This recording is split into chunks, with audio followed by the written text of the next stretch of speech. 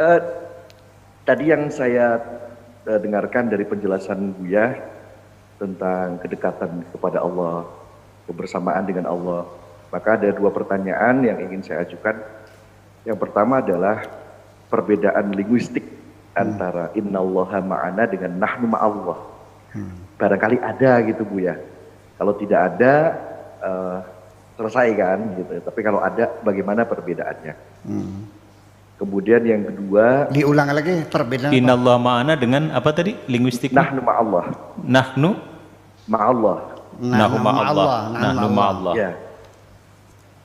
Dan yang kedua, kita di dunia ini, ruh kita kan dikungkung atau dikekang oleh jasad. Lalu mengapa ketika di akhirat nanti jasad kita akan dibangkitkan lagi, artinya ruh kita itu masih terkungkung dan terbatas juga dengan jasad. Sehingga kalau misalnya masih terbatas dan terpenjara oleh jasad, apakah mungkin kita bisa bersatu dengan Tuhan? Ataukah kebangkitan hari akhir itu hanya ruhnya saja, Bu ya? Sebagaimana yang disampaikan oleh Ibnu Sina, bahwa yang dibangkitkan hanya ruh saja, tidak dengan jasad. Terima kasih, itu saja Bu ya, dua pertanyaan. Baik. Mudah-mudahan dapat pencerahan. Langsung dijawab. Assalamualaikum warahmatullahi wabarakatuh. Ya. Jadi yang benar itu apakah innana ma'allah atau innallaha ma'ana? Nahnu ma'allah atau innallaha ma'ana? Yang benar itu innallaha ma'ana. Kalau Allah bersama kita pasti. Tapi kalau nahnu ma'allah nggak pasti. Mungkin kita aja merasa perlaparan, enggak dong, kita masih maksiat juga kok. Iya. Jadi mungkin anggapan kita tidak tepat, kita merasanya sudah bersama Allah, ternyata belum kok. Ya. Banyak orang menganggap dirinya sudah menjadi kekasih Allah, tapi Allah melihatnya sebagai musuhnya, mau bilang apa? Tapi kalau Allah ya pasti bersama kita. Apakah orang itu beriman atau tidak beriman, tetap aja Allah selalu dekat dengan makhluknya. Ya. Iya, jadi kalau dengan orang yang tidak beriman, Allah bersama Allah, ya Allah bersama dengan makhluknya. Nah semacam itu. Jadi yang kedua adalah innallaha ma'ana.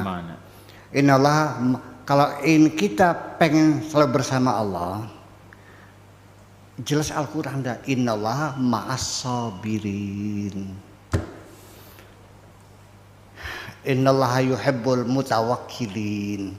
Jadi artinya bukan innallaha ma'al musallin ya. Iya.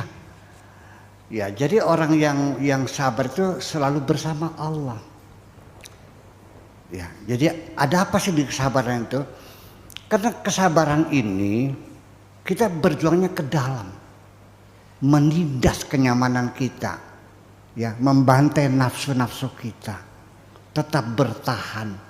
Hanya saja orang ini begini memahaminya, sabar itu ada batasnya, berarti nggak paham. Kalau sabar itu nggak ada batasnya sampai titik darah penghabisan, tidak pernah menyerah menghadapi kehidupan sesulit apapun, selalu optimis dan selalu berusaha mencari solusi. Itu orang yang sabar, bukan orang berserah diri. Jadi mungkin perlu didefinisikan lagi. Kemudian yang kedua tentang kebangkitan di akhirat itu ruhnya. Oh iya, sekarang beginilah. Sekarang juga lagi viral nih. Banyak orang yang menyatakan bahwa di dalam Al-Qur'an tidak ada ayat yang menunjukkan azabul qabri. Siksa kubur itu enggak ada. Sudah lagi viral ini semuanya tuh. Jadi artinya apakah yang dihidupkan itu adalah jasadnya, apakah itu ruhnya? Tapi kalau kita melihat dari ayat-ayat Al-Quran, ya kan, apakah nanti yang jasadnya saja? Nabi Ibrahim tadi bertanya, kaifa tuhil mauta? Bagaimana kau bisa menghidup sudah mati? Apakah Allah tidak bisa? Enggak usah kepada Allah lah. Sekarang kepada ahli genetik aja. Sekarang bioengineering pada tingkat puncaknya adalah cloning. Itu ternyata deoksiribonukleik acid, orang yang sudah mati tinggal tulangnya saja, kukunya, rambutnya bisa diambil lagi, dimasukkan inti sel, bisa jadi mukanya sama seperti itu. Dan ini percobaan ini sudah terjadi pada kambing doli ya, cloningnya. Cloning itu bukan bayi tabung, bukan. Bayi tabung mah sperma sama ovum dipertemukan di tabung. Setelah terjadi pembuahan baru dimasukkan ke rahim perempuan. Kalau ini memang enggak, tanpa melalui sperma, tapi deoksiribonukleik asid yang bisa disebut dengan DNA itu dimakan dalam inti sel. Artinya manusia sudah bisa merekayasa, tulang bisa menjadi makhluk lagi yang mirip seperti itu. Nah makanya di surat Yasin sendiri kan dikatakan bagaimana bisa Tuhan bisa menghidupkan lagi wahya romim sudah jadi tulang udah hancur, qul yuhyi alladzi ansha awwala marrah wa huwa bikulli khalqin alim. Artinya Allah menegaskan Allah sanggup untuk menghidupkan kembali jasad dan waruhan semuanya itu. Ya, jadi adapun sekarang yang mengklaim ada siksa kubur ya mangga. Yang mengatakan tidak ya mangga, karena saya tidak sulit bagi saya menyalahkan orang sih. Iya, saya sulit menyalahkan orang. Sebab saya kira yang meyakini tidak ada siksa kubur tidak kafir enggak murtad kok. Yang meyakini juga tidak kafir tidak murtad. Iya kan? Nah, tetapi supaya kita punya alasan bahwa apakah Allah bisa menghidupkan kembali jasad dan waruhan, bukan ruhnya saja, itu nggak ada masalah. Allah sudah mengatakan berkali-kali kok Allah bisa menghidupkan lagi, sudah jadi tanah aja. Kita juga sering di tanah juga kok. Nah, jadi artinya bahwa nanti kedua-duanya tetap 50-50. Yang meyakini ada sisa kubur juga tidak bisa membuktikannya karena dia tidak bisa bikin laporannya kok. Yang tidak percaya juga dia tidak bisa membuktikan ketiadaannya 50-50. Jadi tergantung pada keyakinan kita masing-masing, ya kan gitu.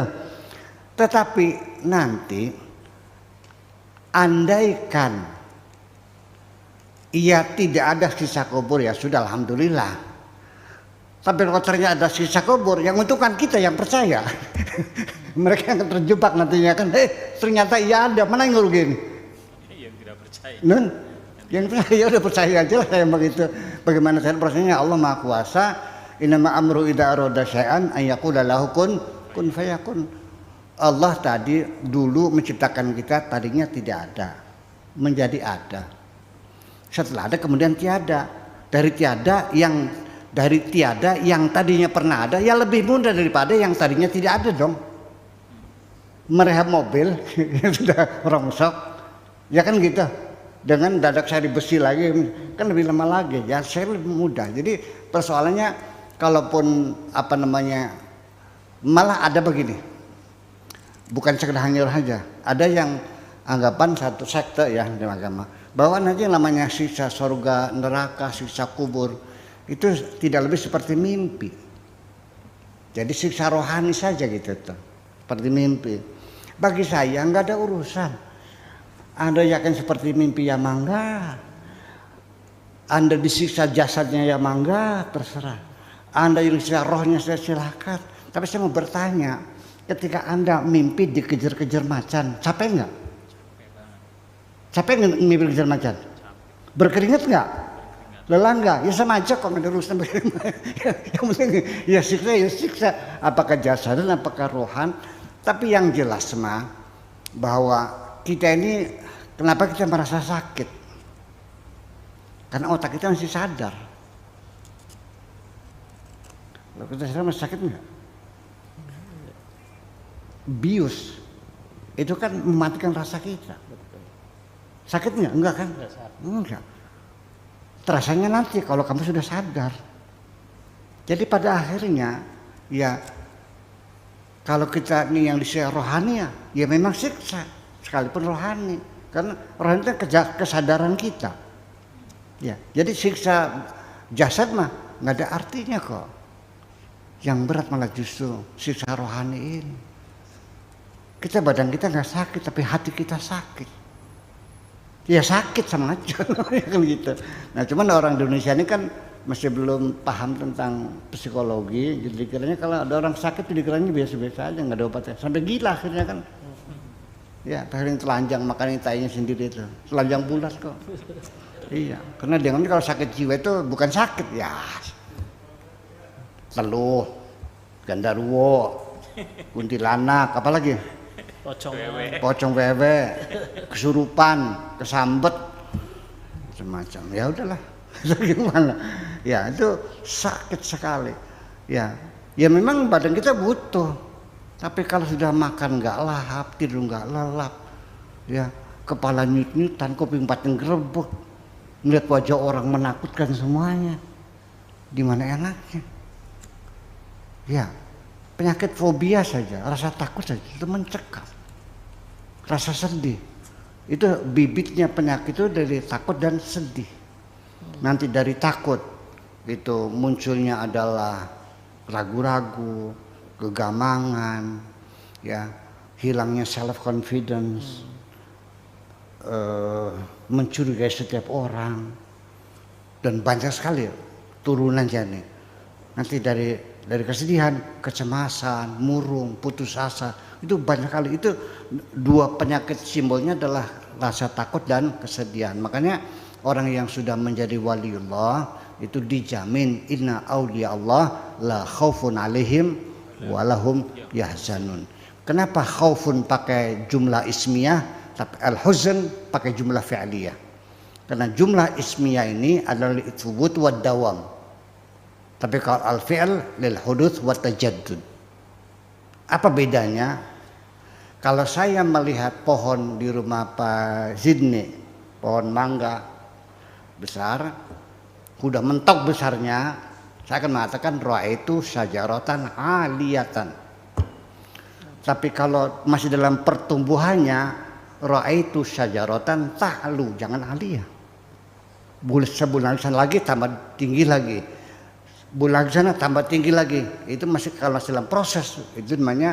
Nah makanya kalau takut itu bisa saja sementara hilang ketika ada teman, ketika lampu terang di keramaian. Tapi begitu datang lagi, itu rasa takut. Tapi sedih itu terus gitu. Jadi rasa takut itu permanen misalnya. Kalau rasa takut nggak ada siang, nggak ada malam, ya takut meremang-remang terus. Ya. Tapi kalau sedih, kalau memori kita itu, ya kenangan-kenangan yang tersimpan dalam memori seringkali itu mereproduksi keluar sendiri, kesedihan muncul lagi. Nanti kita lerai, hilang lagi. Tapi kalau takut permanen. Dan awalnya fobia, rasa takut itu. Seperti ada yang mengikuti, seperti ini. Itu bukan halusi, bukan ilusinasi. Memang disorder. Adanya gangguan mental. Makasih kira-kira begitulah kira-kira. Baik.